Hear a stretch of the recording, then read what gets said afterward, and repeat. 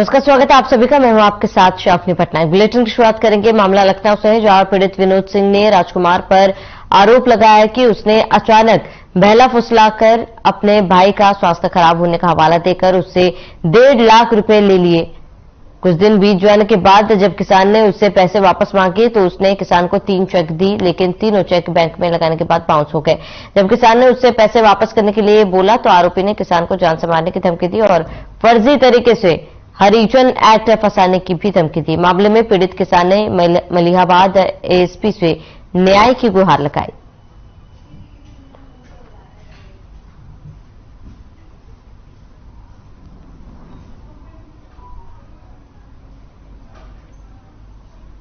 कसमंडी में इस समय मौजूद हूँ, जहाँ सूबे के मुख्यमंत्री योगी आदित्यनाथ बराबर एक फरमान जारी कर रहे हैं कि किसी निर्दोष को फंसाया न जाए और उसके साथ साथ जो है उसके साथ जो है निर्ममता से व्यवहार किया जाए और जो मामला है उसे उजागर किया जाए। जहाँ पर बात करें जो है एक पीड़ित किसान, पीड़ित व्यक्ति जो हमारे साथ मौजूद है, उन्होंने अपने मित्र जो उनके साथ काम करता था उसको 1.5 लाख रुपए उसके भाई का बीमारी पर उसने दे दिया और अब जब मांगने जाते हैं तो उसको जो है धमकियां देते हैं और उसके साथ उन्होंने जो 3 चेकें दी थी जो बाउंस हो गई। बाउंस होने के बाद जब कहा पैसे के लिए तो उसने हर्षण नेट और कई प्रकार की धमकियां देता है। बात करते हैं कि इससे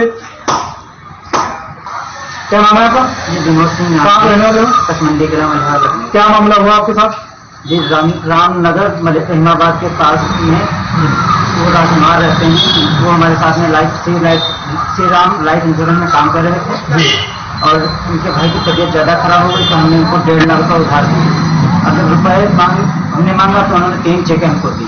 3 चेकें जब हमने बैंक में लगाई तो बाउंस हो गई। जब हमने बोला तो कहने लगे कि हम जो है ज्यादा करोगे तो तुम्हें जान से मार देंगे और जब रुपए मांगने जाते हैं तो मुझे धमकियां बार-बार। कहाँ शिकायत दी आपने? हमने एसपी मलिहाबाद में शिकायत की, थाने में शिकायत की और चौकी में भी शिकायत की, मगर कुछ हो नहीं रहा। बता रहे हैं कि पीड़ित ने बताया कि जो है जब मैं पैसे मांगने की कहता हूँ तो उन्होंने 3 चेकें थी जो बाउंस हो गई और मैं मलिहाबाद एसीपी को जो है तहरीर दी है और अभी तक कोई कार्रवाई नहीं हुई है। आप देख रहे हैं आरएन टीवी लखनऊ, रामकिशोर। नोएडा के सेक्टर 8 में पक्की झुग्गी में गैस सिलेंडर फटने से बड़ा हादसा हुआ है। बताते कि इस आग में 6 लोग झुलस गए। आग लगने से घर के 2 बच्चों की झुलसने से मौत हो गई और 4 गंभीर रूप से घायल हो गए। इसके बाद लोगों की मदद से घायलों को दिल्ली सफदरजंग अस्पताल भेजा गया। शुरुआती जांच में आग लगने का कारण गैस सिलेंडर में लीकेज बताई जा रही है।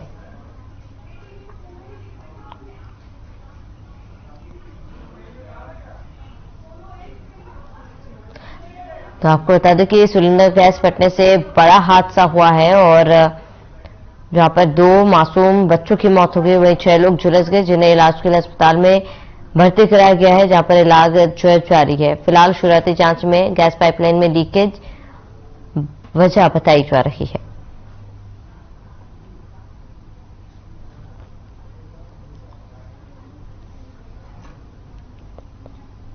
ये पक्की झुग्गी झोपड़ी जो कि 6 बाय 6 फीट का था में आग लगी है। त्वरित कार्रवाई करते हुए हमारे 2 गाड़ियां रवाना की गई है। क्योंकि इसकी दूरी मात्र 2.5 किलोमीटर थी, इसलिए 4 मिनट में हमारी गाड़ियां पहुंच गई है। वहां जाके देखा गया कि गैस सिलेंडर फटने से मकान में आग लगी हुई है। एक पुत्र जो है 8 वर्ष का था और एक पुत्री जो नवजात शिशु थी वो लगभग 12 वर्ष की थी। दोनों ही पिता का नाम रिजवान है, की मृत्यु हो गई है। बाकी जो 4 लोग हैं उन लोगों को लोकल अस्पताल द्वारा सफदरजंग रेफर किया गया है।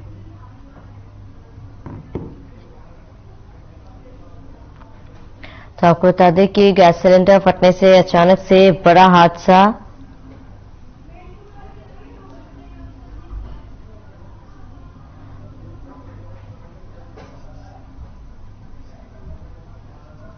ज्यादा जानकारी के लिए संवाददाता कंचन हमारे साथ जुड़ चुके हैं। कंचन, क्या कुछ फिलहाल जानकारी, क्या अपडेट है फिलहाल? देखिए शार्वनी, पूरा मामला नोएडा सेक्टर 8 का है, जहां पर बीती रात करीब 2:30 बजे के लगभग एक झोपड़ी में आग लगी जिसमें 6 लोग झुलस गए थे, जिसमें से 2 बच्चे की मौके पर ही मौत हो गई थी और जो कि अन्य लोग घायल थी उनको नजदीकी अस्पताल में भर्ती करा दिया गया था और उनको फिलहाल जिनका अभी सफदरजंग अस्पताल में इलाज चल रहा है। जी बिल्कुल कंचन, गैस फटने का क्या वजह फिलहाल बताई जा रही है? जांच में क्या कुछ पता चल पाया है? देखिए, जांच में पता चला है कि ये गैस सिलेंडर रखा हुआ था रात करीब 2-2:30 बजे की बीच की बात है, और यहाँ पर ये कुछ लोग मतलब बना रहे थे खाने में, कुछ रात का समय था, उसी दौरान ये गैस सिलेंडर पड़ा, इसमें आग लग गई। आग में लगने से 2 बच्चों की मौके पर ही मौत हो गई और 4 जो 2 बच्चे हैं उनको अस्पताल में इलाज कराने के लिए भेज दिया है। ठीक है कंचन, तमाम जानकारी के लिए आपका बहुत बहुत शुक्रिया।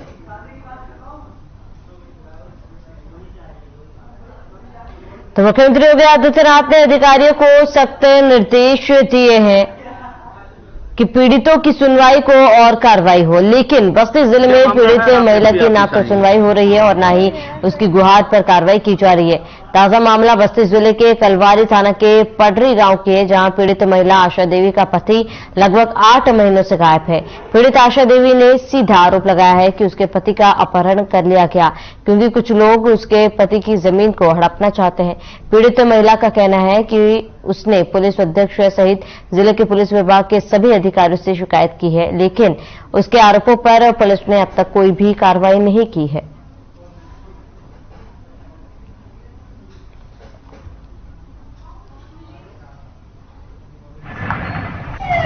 बाद में साहब सीधा कम से निकला कुसौरा में जमीन थी हमारा, वो बरनामा करेगा बस्ती में जा करके न्यायालय में एफआईआर लगवा करके हमारा कुसौरा का जमीन एक गुड्डू पठानकोट के रहने वाले हैं उनके नाम बरनामा करवा दिए।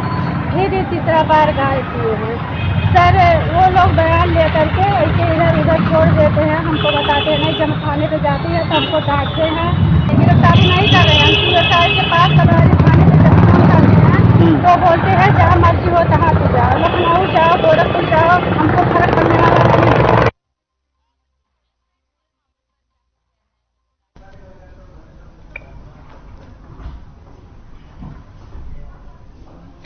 गाजियाबाद के मुरादनगर में क्लिनिक पर बैठे डॉक्टर पर 3 बदमाश ने ताबड़तोड़ गोलियां बरसाकर मौत के घाट उतार दिया। क्लिनिक पर बैठे डॉक्टर के बेटे पर भी हमलावरों ने गोली चलाई, लेकिन गनीमत रही कि हमलावरों की गोली से डॉक्टर का बेटा बच गया और बदमाश मौके से फरार हो गए। घटना की सूचना मिलते ही मौके पर पुलिस पहुंची और स्थानीय लोगों के गंभीर घायल डॉक्टर को अस्पताल में भर्ती कराया, जहां डॉक्टर ने उसे मृत घोषित कर दिया।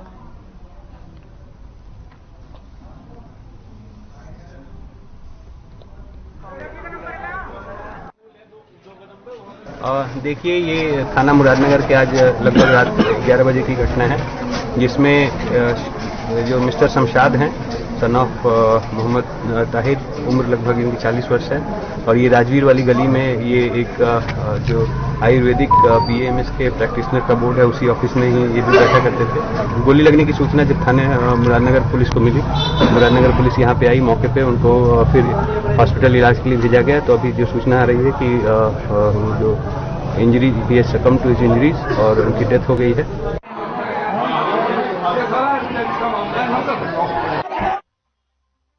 जनपद मैनपुरी के बरनाहल विकासखंड के ग्राम पंचायत अदूपुर से राशन डीलर विनोद कुमार के खिलाफ ग्रामीण ने प्रदर्शन कर विरोध जताया। साथ ही जिलाधिकारी से जांच कर राशन की दुकान को निरस्त कराने की मांग की। ग्रामीणों ने आरोप लगाया कि राशन डीलर द्वारा राशन कार्ड धारकों को कम राशन दिया जा रहा है, कुछ कहने पर अभद्र भाषा का इस्तेमाल किया जाता है, वही मशीन पर अंगूठा लगवा दिया जाता है और वो कह दिया जाता है कि तुम्हारा फिंगर नहीं आ रहा, और कार्ड धारकों का राशन खुद ही हजम कर लेते हैं। कुछ लोगों का आरोप है कि जिन कार्ड धारकों को राशन दिया जाता है उनको भी पूरा राशन नहीं मिलता, उनके साथ घटतौली करते हैं। ग्रामीणों ने बताया कि इसकी शिकायत पूर्व में उप जिलाधिकारी करहल को दी जा चुकी है, लेकिन आज तक कोई कार्रवाई नहीं हुई।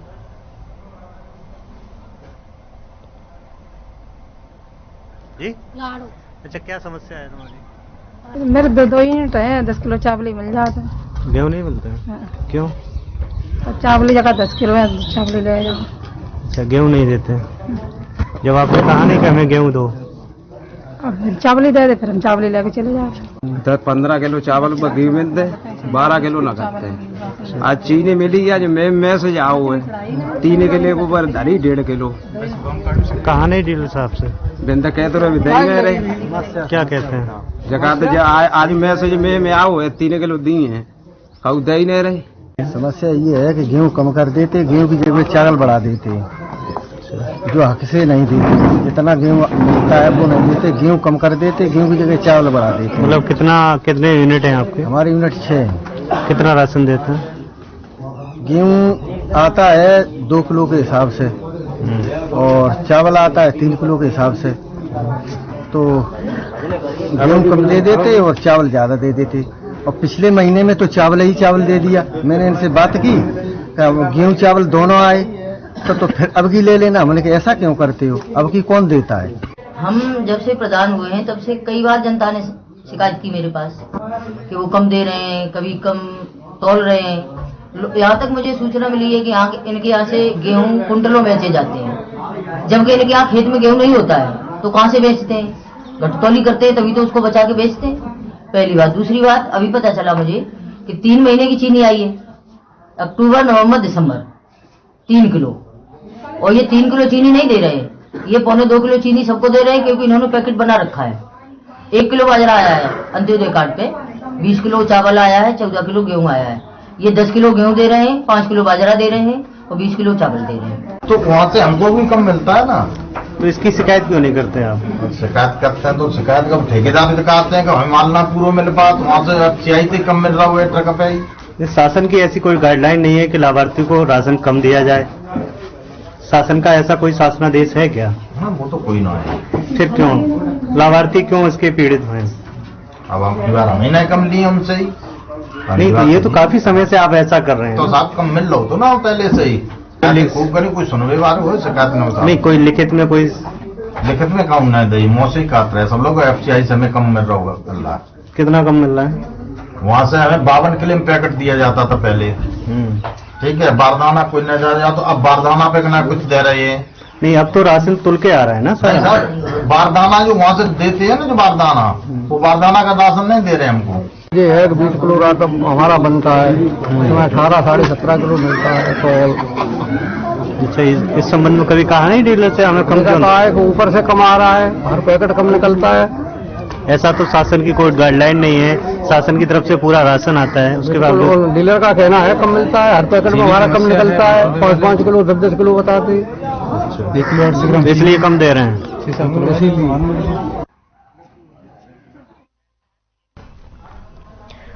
ज्यादा जानकारी के लिए संवाददाता नफीस हमारे साथ जुड़ चुके हैं। नफीस, जिस तरीके से राशन डीलर की मनमानी लगातार चल रही है, पहले भी शिकायत की गई, अब तक कार्रवाई क्यों नहीं की गई?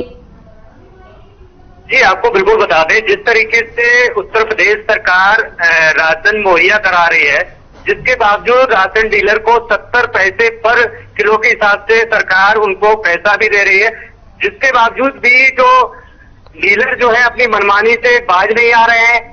जनपद मैनपुरी में आए दिन ऐसे मामले देखने को मिलते हैं जहां कोटा डीलर घटतौली करते नजर आते हैं। वहीं जो है इस संबंध में जब अधिकारियों से बात की जाए तो जांच की सिर्फ जो है जांच की बात करते नजर आते हैं। आज से कुछ पहले टकपुरा का मामला था, वहां पर भी SDM से मेरी बात हुई थी तो SDM भी वहां पल्ला झाड़ते हुए नजर आए थे। जी नफीस, फिलहाल क्या कार्रवाई की गई प्रशासन के द्वारा? जी बिल्कुल, आपको बता दें, जिस तरीके से लगातार जो समस्याएं आ रही हैं, मगर प्रशासन की तरफ से सिर्फ जो है खाना पूर्ति होती नजर आ रही है, कहीं कोई लाभार्थियों की समस्या को सुना नहीं जा रहा है। लाभार्थी लगातार परेशान हो रहे हैं, किसी भी लाभार्थी को पूरा राशन नहीं मिल रहा है। जहां सरकार जड़ोरा पीट रही है कि हम जो जनता तक जो है पूरा राशन हम पहुंचा रहे हैं, मगर अभी तक की बात की जाए जो है लोगों को जो राशन है उनका जैसे 5 किलो पर यूनिट के हिसाब से जो मिलता है, वहां उन लोगों को सिर्फ जो है 4 किलो 3 किलो राशन दिया जाता है। कहीं कोटा डीलर जो है फिंगर लगवा लेते हैं, उसके बाद उन्हें राशन नहीं दिया जाता। ऐसी तमाम समस्याएं जो है वो लोगों तक बनी हुई है, मगर इस पर जो है प्रशासन जो है यहाँ का बिल्कुल मुख्य दर्शक बना हुआ है। जी बिल्कुल नफीस, तमाम जानकारी के लिए आपका बहुत बहुत शुक्रिया। खबर सिद्धार्थनगर से है, जहां पर जिले के डुमरियागंज तहसील के लोर में शिया वक्फ बोर्ड के अध्यक्ष अली जैदी ने एक निजी कार्यक्रम में शिरकत की। इस दौरान अली जैदी ने प्रेस वार्ता की और पूर्व में रहे शिया वक्फ बोर्ड के ऊपर आरोप लगाया कि पहले से 4 गुना बोर्ड की संपत्ति में इजाफा किया, बोर्ड की संपत्तियों को सहेजने का काम किया और अल्पसंख्यक के लिए काम किया है।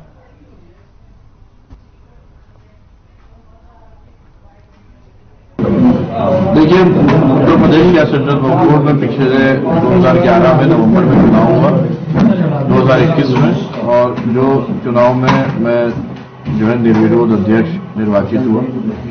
अपने कार्यकाल में मेरी 3 प्रायोरिटीज जो रही वो ये कि जहां भी प्रदेश में बड़े औकाफ हो चाहे छोटे औकाफ हो, उनके प्रबंधन के लिए, उनके संरक्षण के लिए जो भी कमिटीज या मुतवली अपॉइंट हो, उसमें जिन भी मुतवलियों के खिलाफ जो है बड़े पैमाने पे एक भ्रष्टाचार की जो है शिकायत रही है।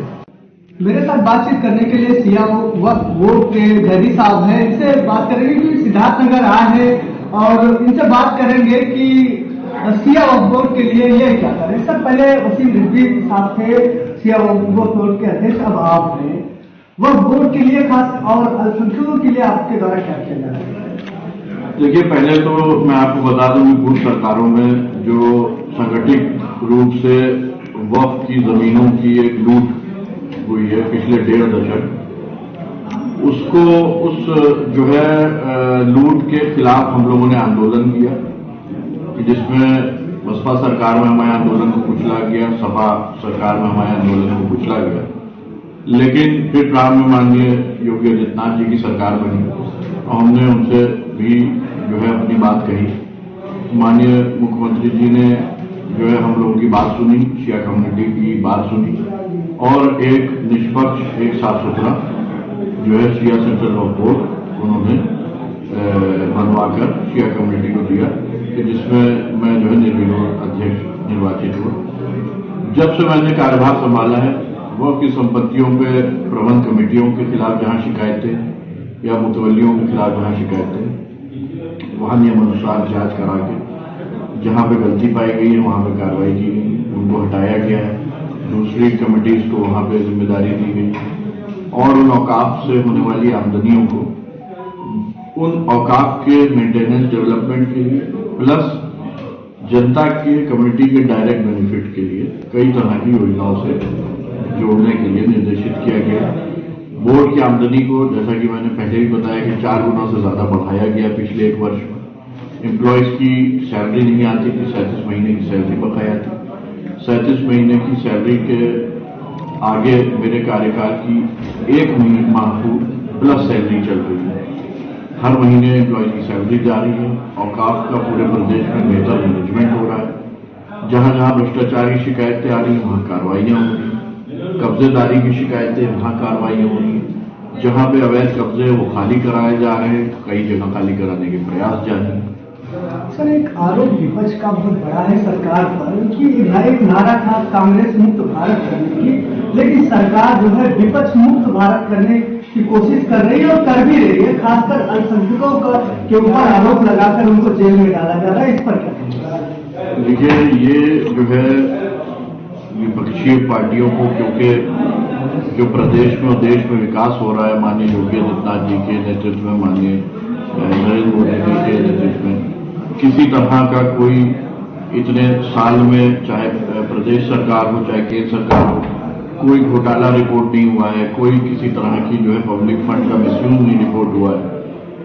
सपा सरकार हो चाहे कांग्रेस सरकार हो, उनको जो देश का विकास है जो हो रहा है, जो डबल इंजन की सरकार प्रदेश में विकास चल रही है, तो वो उनको अच्छा नहीं लग रहा है।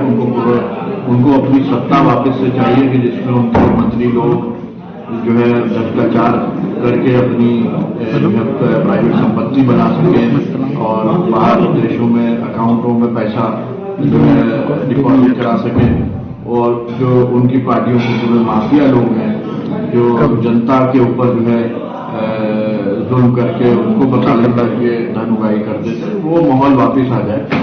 लेकिन ऐसा होने वाला नहीं है। अल्पसंख्यकों को पार्टी ने, सरकार ने बाकी समाज की तरह मुख्य धारा में जोड़ने का काम किया। हर आयाम, चाहे वो शिक्षा हो, चाहे वो सरकारी योजनाएं हो, आवास की हो, प्रधानमंत्री आवास योजना हो, स्कॉलरशिप्स हो, जो स्वच्छ भारत मिशन के तहत जो टॉयलेट्स हैं ग्रामीण क्षेत्रों में, उनकी योजनाओं, जिस भी तरह की योजनाएं हैं, सब में अल्पसंख्यकों के लिए फंड में बढ़ोतरी हुई है भाजपा सरकार में, कहीं भी कोई कमी नहीं। और जहां पे लॉ एंड ऑर्डर की सिचुएशन है, जहां पे आप बात करें जेल में डालने की, तो कहीं पे भी अगर गुंडा तत्व है, कोई लॉ ब्रेकर है, तो उससे वो ना अल्पसंख्यक वर्ग का होता है, बहुसंख्यक होता है। क्रिमिनल होता है, माफिया होता है, उसका धर्म ईमान धन उगाही होता है लोगों का ध्यान करके। और ज्यादातर जहां भी देखा जाएगा वहां तो सबसे पहले अपनी कम्युनिटी का जो है को परेशान करना शुरू करते हैं, बाद में अपना कार्यक्षेत्र बढ़ाते हैं। तो इस तरह के जितने भी एलिमेंट्स हैं उनको माननीय योगी आदित्यनाथ जी की सरकार में जेलों में डाला गया है, वो चाहे किसी वर्ग के हो, किसी वर्ग विशेष के हो। और माननीय योगी आदित्यनाथ जी की सरकार में क्राइम फ्री स्टेट देने का जो वादा था वो पूरी तरह से जो है पूरा हो गया।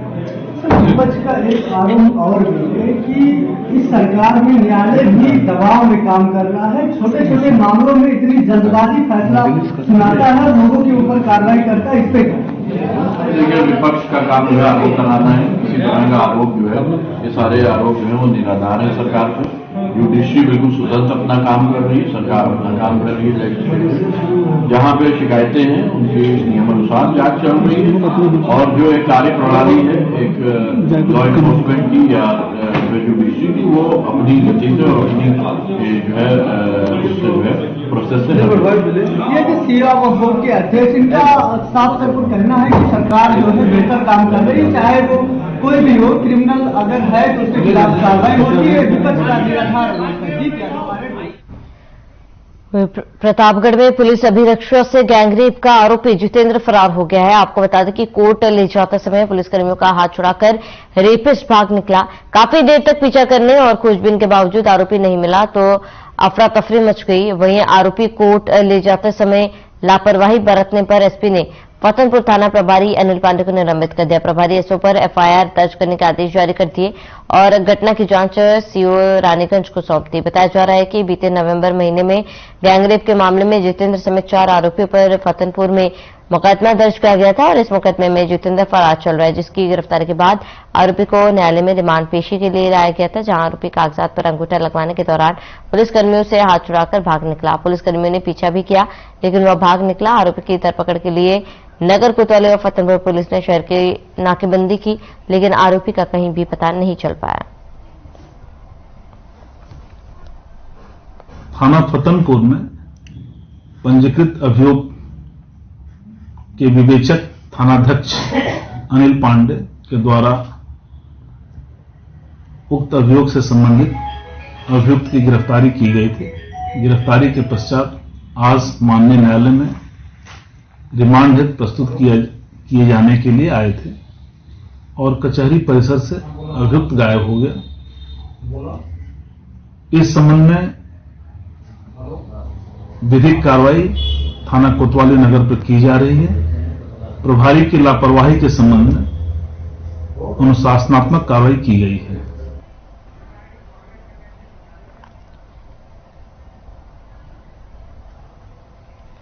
मामला लखनऊ से, जहां पीड़ित विनोद सिंह ने राजकुमार पर आरोप लगाया है कि उसने अचानक बहला फुसलाकर अपने भाई का स्वास्थ्य खराब होने का हवाला देकर उसे 1.5 लाख रुपए ले लिए। कुछ दिन बीत जाने के बाद जब किसान ने उससे पैसे वापस मांगे तो उसने किसान को 3 चेक दिए, लेकिन 3 चेक बाउंस हो गए थे।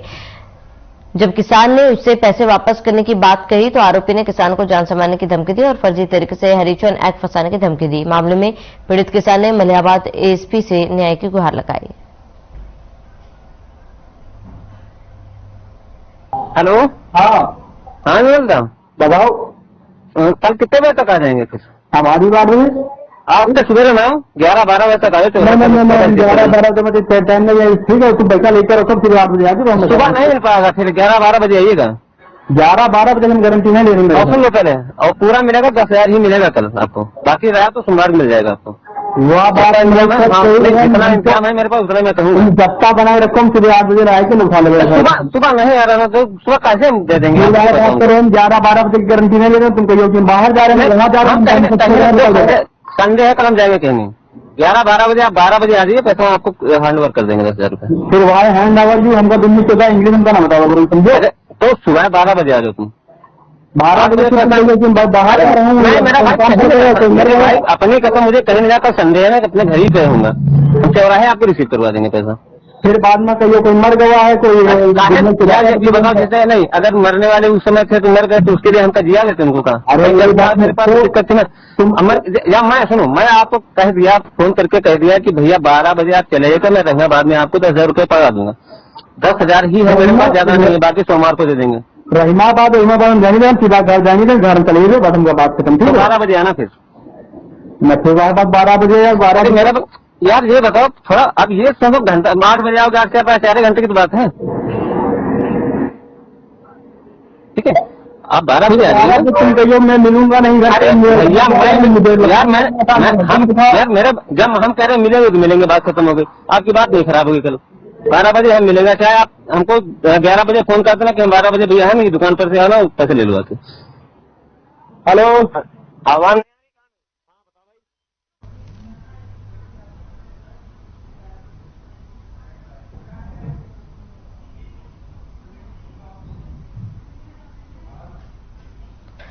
वही यूनाइटेड किंगडम के सत्र में संलिप्त हुए योगी आदित्यनाथ, आइए आपको दिखाते हैं।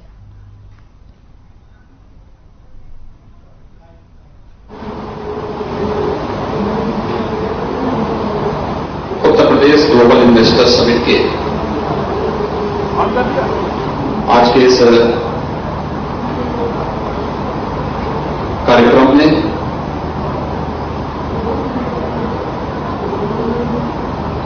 यूके के ऑनरेबल मिनिस्टर डिफेंस प्रोक्योरमेंट